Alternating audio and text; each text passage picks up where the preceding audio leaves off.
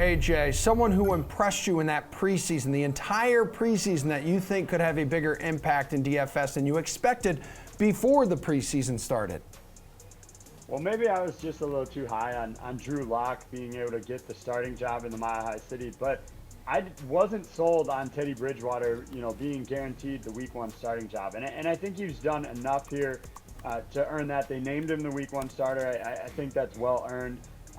And that's one where if the matchup is right, he'll be on a short leash. I think if he stumbles, we'll see Drew Lock sooner rather than later.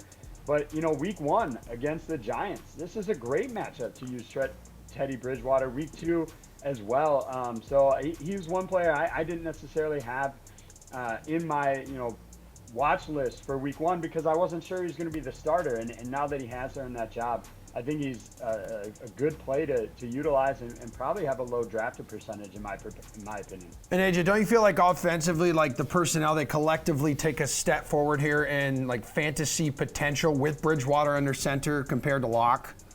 Absolutely, yeah. And so, yeah, throughout the team, I think you can look more at their wide receivers, look more at their running backs here, because Bridgewater is more of an established commodity and has been around the league longer, and you kind of know what you're getting out of him. All right, Geoff, someone who impressed you in the preseason that you think could have a bigger impact in DFS than you originally thought? Yeah, I mean, let's go with two players. First of all, from this last week, Raheem Mostert in this San Francisco 49ers offense with Trey Lance opening up the field. This guy could just go absolutely nuts. And he may not even be like among the league leader in targets. Going to be a great DFS play in a lot of matchups, I think, especially Week 1 against Detroit. The guy who really impressed me, though, if we're just taking like the conglomeration of the preseason, Corey Davis, the New York Jets.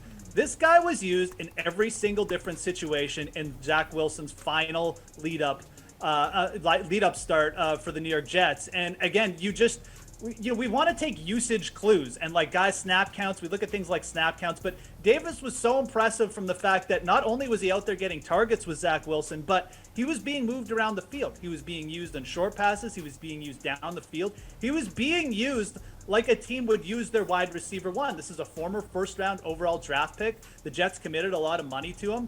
They have a deep receiving core, and we weren't really sure how this is going to work out, but I think the Jets showed their hand in Week 2.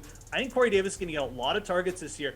He is currently going very, very low. I mentioned Michael Pittman being maybe my favorite undervalued target. Corey Davis is easily right behind Pittman. So Corey Davis, for me, was a big eye-opener during this preseason.